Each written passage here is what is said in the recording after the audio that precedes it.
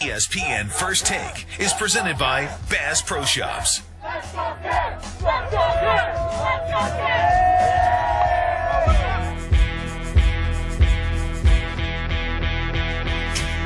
say you made it, I can gauge if you did it. You doing something right when Stephen A is your critic. And Skip Bayless going crazy as his opposition. They pulling up your statistics, now they got the world's attention. They just want to see, can your name be carried as a champion?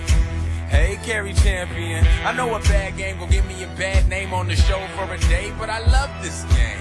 See, I don't fear that, I play with my heart. You can find me where the cheers at, pointing to the 300s where the beers at, where I used to sit with the United Center where the Bears had. I don't fear that. Let's talk sports, it's that everyday barbershop conversation. They just break the ice with the statements. They talking numbers and character. We don't care about no carrot diamond or haircut unless it's your high top. Catch me with 3 stripes laced on my feet, right? Shooting corner threes and catching lobs. Jumped out from seat height. I'm going for the win. Yeah, it's only for the win. Don't worry about my craft if you bleach your skin. This is First Take for breakdowns of any play, any player, any team, anytime, any day. This is First Take, breakdowns of any play, any player, any team, anytime, any day. I don't believe this game is going overtime. I'd say Cleveland 99, Golden State 91. Final score here at Game 3. The Cavaliers 96, the Warriors 91. First Take, every word great. Direct and produce verse, check out that wordplay.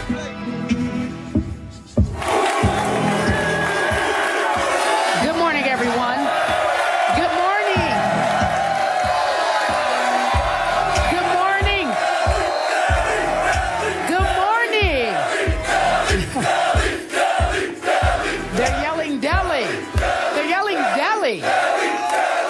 He's not on the show.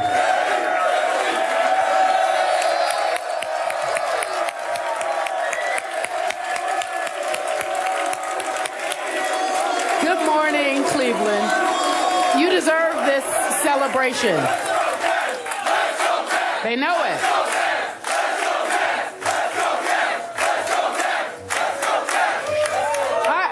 Skip Bayless, I feel like they deserve this celebration. They are do. 2 games away. Feasibly, just 2 games away.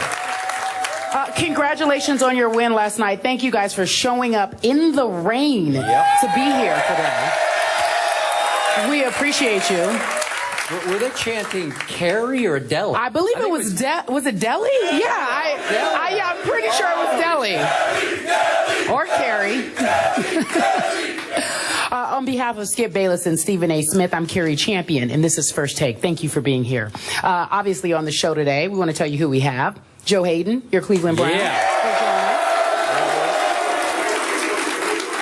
And former teammate, 2-time champion Norris Cole will be here. Of LeBron's, former teammate of LeBron's. He'll explain why LeBron is doing so well. He has some insight that we just don't know. Skip Bayless, did you want to address the crowd before we get started? I want to get to the question because I can't wait to talk about what I witnessed last night. What did you witness? Oh, I see the pun there. Yeah. All right. What about you? The fans came out to see First Take. No, let's get to it. I'll do my talking then. All right, let's get to it then. All right. Okay, so Cavs with the 2-1 series lead. LeBron with 40 points, ladies and gentlemen, last night to take his total to 123 points over 3 games. The Warriors never had a lead at any point in the game. The combination of LeBron and Deli, too much. LeBron and Deli, listen to that.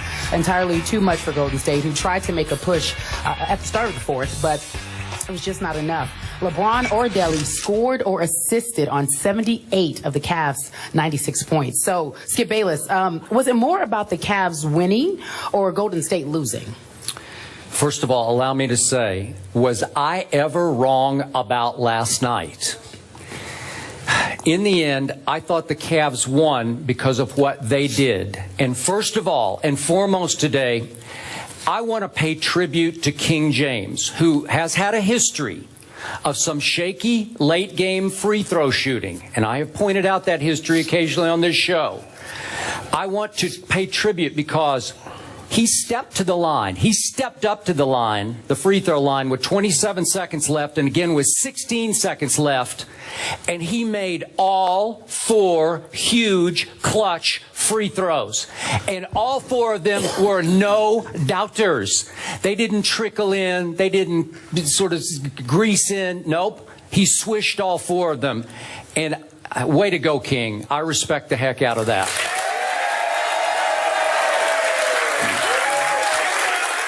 But obviously, the King was greatly aided once again by that little man named Delly.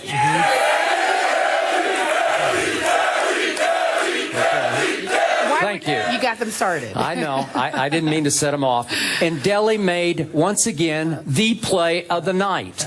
With 2 minutes and 20 seconds to go, I thought LeBron had gone a little passive, and all of a sudden it's just a 1-point game, and Delly goes and 1 off the glass. And as Steph said after the game, that was a huge turning point in the game because it sort of reversed the flow, got the crowd back into the game. And once again, Delly saves another day. But now for my big picture point. In the end, big picture, I thought last night was more about what the Warriors didn't or couldn't do in the first 3 quarters. Because I never in my wildest dreams thought I would watch an offense that averaged 110 points during the regular season turn into an offensive, very offensive, I might say, basket case of an offense. Do you realize that Golden State had 37 points at halftime, and Klay Thompson this year in a game in January against Sacramento scored 37 in 1 quarter by himself? Think about that. 37 at halftime. One man scored 37 in 1 game by himself. 55 through 3 quarters. And I told you yesterday, I thought Delly would have Steph's number for 3 quarters, but that Steph would figure him out in the 4th quarter. And did Steph ever figure him out? But it was too little too late, because I thought Steph's 3 killer late turnovers ended up taking Golden State out of their rally. So in the end, I pay tribute to LeBron and obviously to Dellavedova. But Stephen A., big picture, I thought it was more about what the Warriors could not do. Well, definitely it has something to do with what the Warriors couldn't do, but I think it's more importantly what they're not doing. And need I remind you, not to toot my own horn, but you looked at me like I was a psychopath when I told you that the Warriors would be held to 91 points. I believe that was the exact number I picked. He did. That's what they scored last night. You actually gave them too much credit. 91 points. Well, you were talking about they're going to be held to 91 points. But how lucky were they? And that's what happened. Steph Curry makes, what, 5 threes in the 4th quarter to get him to 91? Well, the final score is the final score. I didn't tell you how it was going to happen. I just told you what was going to happen. You are a genius. Yeah, well, I admit it on TV. You are a genius. You shouldn't sit there and say, don't call me a genius. Stephen Naismith will do just fine. That's fine. But here's the deal. In all seriousness. It ain't over yet. Well, I talked about 1 game. That's all. But in all seriousness, let's look at this and analyze it for what it is. LeBron James is absolutely terrific for the most part. 40, 12, and 8 is what it is. Delly was absolutely sensational for those first 3 quarters in terms of how he pestered Steph Curry, and he deserves a lot of credit. I'm not going to give him as much credit as you did for that 3-point play, because good Lord, luck did play a significant role. Really? You're just, I don't know about that. He lost control of the ball, threw it up there. So you didn't think he was calling glass on the play? I thought he shot it off the backboard. I thought it was basketball's equivalent of a Hail Murray. That's what I thought. Really? Okay. Are you guys accepting that from him? I don't think so. I didn't think so. I know this much. Y'all better not join in with him interrupting me during my time of talking. I let you speak. You are a genius. That's enough for one day. The reality is that I thought that particular shot was lucky. But for the most part, he played a very effective game, and he deserves a lot of credit for that. Here's where things get very, very interesting for me, Skip. I'm looking at the Golden State Warriors, and for 3 quarters, I couldn't tell whether Steph Curry was disinterested or flat out petrified. I could not believe what I was watching. I could not believe that there was such an absence of aggression. And I was shocked. I was just stunned. I started tweeting about it. I cannot believe what I'm watching. And then he came alive before. I said, okay, now this is the Steph Curry that I know. At least somebody who is in attack mode.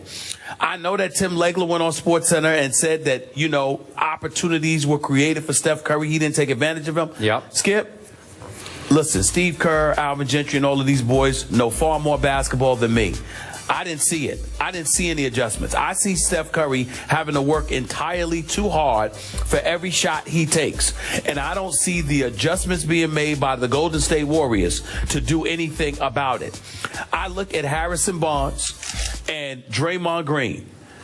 Combined, 2 starters on your front line, 2 for 18. Very John Starks-like. Wait, did for crying Harrison out Barnes loud. play last night? Let me tell you right he now. on the floor? Harrison Barnes is a talent. We like him. I'm only talking about last night's performance. Yep. He should be ashamed of himself. He should be. That he's too talented to go 0 for 8. Yeah. That's just embarrassing. And Draymond Green, who's one of my favorites, I believe in him. And even though I don't think he's a max player, I think he's a quality player. You know how much I love my man Tom Izzo. He's the best in college basketball. He's one of the best in college basketball. He's my favorite. Yep. And this man played for him. I am a Draymond Green fan. I'm going to look Draymond Green in the camera and I'm going to pose a challenge to him right now. My brother, you are costing yourself money with each passing game because nobody is going to give him the money he's coveting in the offseason but Golden State. And with each passing game, he is showing that David Lee should be the one in the starting lineup instead of him, or they should be playing together because Bogut gives you nothing offensively. Bogut gives you something defensively, rim protector, etc. But offensively, he is as bogus as it gets. It's just that simple. So now here we are with all of that.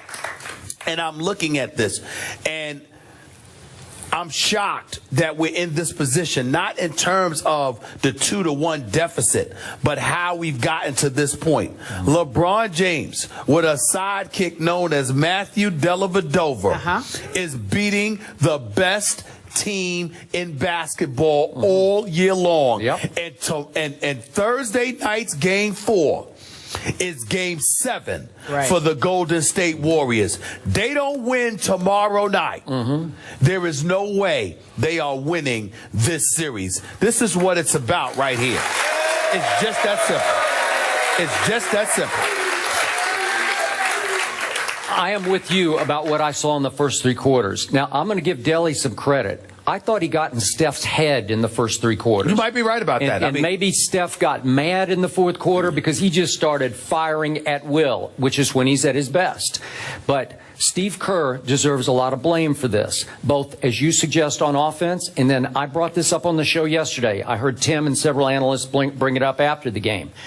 They are letting LeBron James control the pace by walking the basketball up the floor and then basically walking his defender down into the lane. And we all know what happens when LeBron James gets into the paint. Bad things happen to him. He's living in the paint. Y'all, listen, I don't know whether it's Bank of America or somebody else. He got a mortgage in the lane, sitting there. He's paying mortgage every game with it. I mean, he is living in the lane. And Golden State is doing nothing about it. And here's the thing, throw different looks at him. I'm not saying that you trap him all the time, because with LeBron, he's basically Magic that can score points, okay? He's a Magic Johnson with the ability to score like he can. And I'm just looking at the Golden State Warriors, and I'm like, do something different. Give him a different look. Trap 1 minute. Throw a different man on him the next. Disrupt his rhythm. Do something other than letting him do what he wants to do, because when you throw the same thing at LeBron James, it doesn't matter how great it is. If you throw the same thing at him,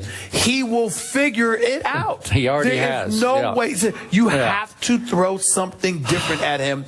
And the Golden State Warriors have been throwing the same medicine in his direction. And LeBron is sitting there going like, you know what? I've already figured this out, y'all. I don't get this. But I'm telling you, they've got to do something. I think trapping LeBron, throwing different defensive looks at him would be one thing. Just make him give the basketball at least once. Also, make Cleveland do something different defensively. When David Lee is in that game, David Lee is no shot blocker. He's no rim protector. But he will get his body in front of you, okay? But offensively, he's good in pick and roll situations. He can hit an elbow jump shot. He can attack the basket because he always rolls hard to the basket, and he forces you to pay attention. It's not an accident that Golden State's offense caught fire when David Lee was in the game. Because suddenly you can't just leave an Andre Iguodala alone, or leave an Andrew Bogut alone, or leave a Draymond Green alone. You got a lot of cats on Cleveland that were looking at Draymond Green and they respected him, but at the same time they look at him as somebody who opens his mouth, talks a little bit of smack, and they consider him a role player. So they're offended that a role player got so much lip.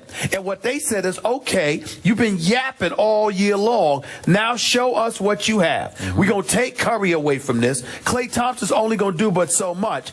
We're going to force you, Draymond Green, to be the playmaker. And Draymond Green has not shown up. He is supposed to be Golden State's version of Matthew Dellavedova. And Matthew Dellavedova has completely outshined him in the Energizer Bunny role that Matthew Dellavedova has played for Cleveland. That is what Draymond was supposed to be doing for Golden State. He is not doing it. He is not showing up. And Harrison Barnes was so bad, he needs to forfeit his game check. I agree. I mean, I agree. Listen, ladies and gentlemen, Harrison Barnes can play. He is a talent.